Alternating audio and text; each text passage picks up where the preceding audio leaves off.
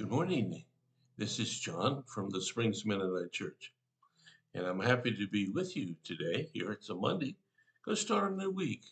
And for this week and next week, I'll just talk about some various scriptures, and then we'll get around to the season of Lent, which is fast upon us. Well, let's look today at 1 Corinthians 13. Now, 1 Corinthians 13 is called the love chapter.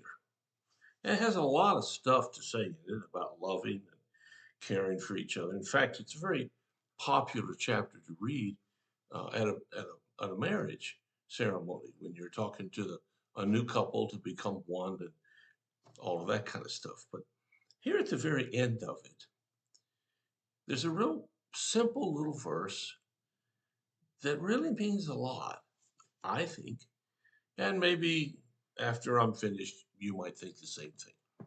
So let's read it real fast. It's real simple.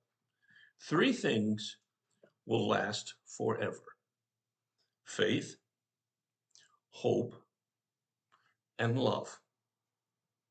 And the greatest of these is love. Three things will last forever. Now, when you look at your life,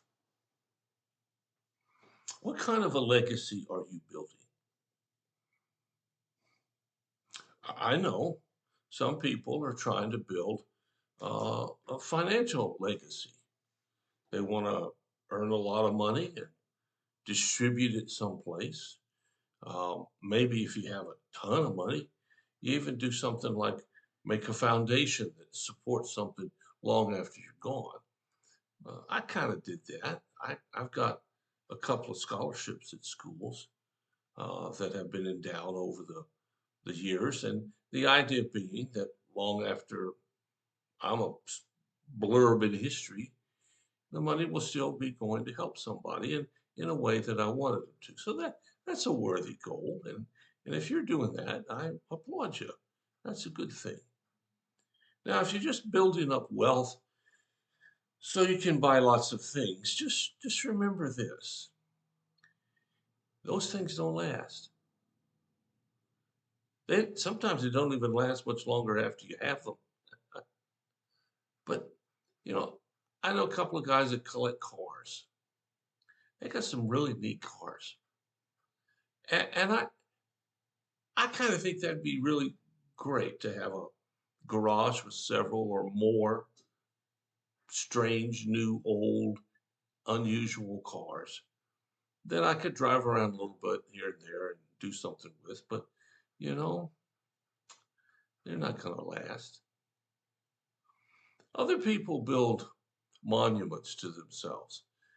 I remember one church, one little town I was in, and the editor or the owner of the local newspaper wanted everybody to remember him.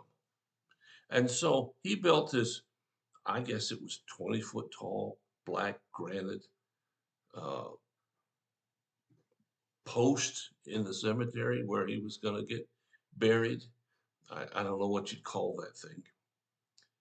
And of course, people noticed it. But what they remembered after he died was not what kind of a man he was, but how arrogant he was to put that in the cemetery. You see, you and I only get to live on this earth a short period of time. Maybe if you make it to 90, that's a long time. Well, it doesn't seem quite as long as it once did to me, but that's it. And when you think about the billions of years the earth has been here, or even the hundreds of years that we might be able to trace our ancestors back, that's not a very long time. You see, who we are doesn't last very long. You go to any cemetery and you read the headstones, and you got a name and a birth and a date, a death date, and maybe you have a little phrase, and that's it. There's nothing there left except for that cold stone.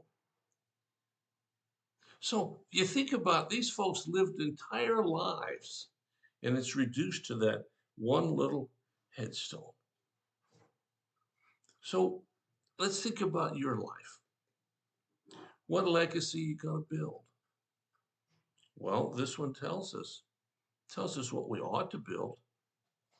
A life with what? Faith, hope, and love.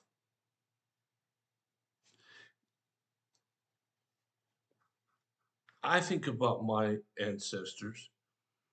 I don't have as much information on them as some of you might have.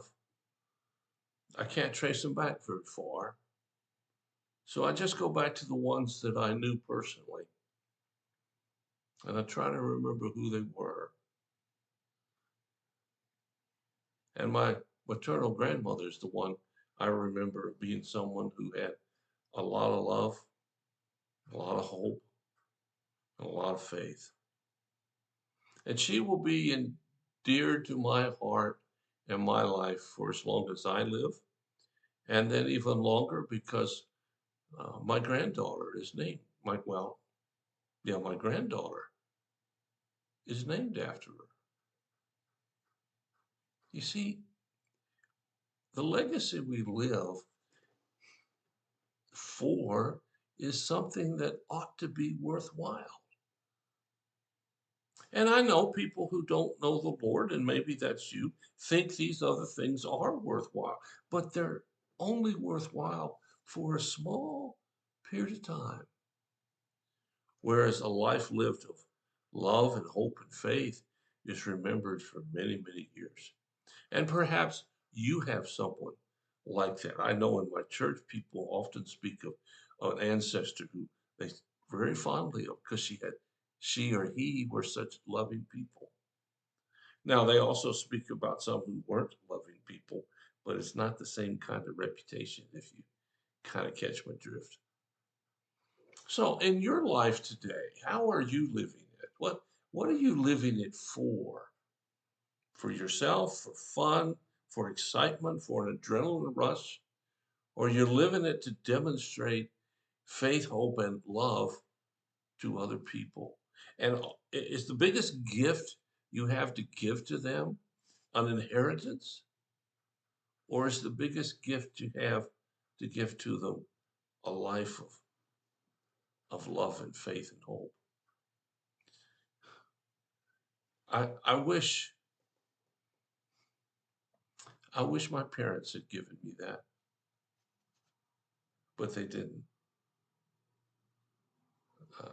I guess they couldn't. And now, as I reach the waning years of my life, I think about my kids, and I'm trying really hard to leave them a life of love and grace and happiness and hope and joy. And that's what they remember me for. What are you going to be remembered for? Well, you think about it. If you have any questions you want to talk about, just call me. If you have a need or something like that, just let us know. We'll do whatever we can as fast as we can to help meet your need. Thanks so much for listening. I'll be back tomorrow with another idea to share. And I hope you have a really, really great day. Take care.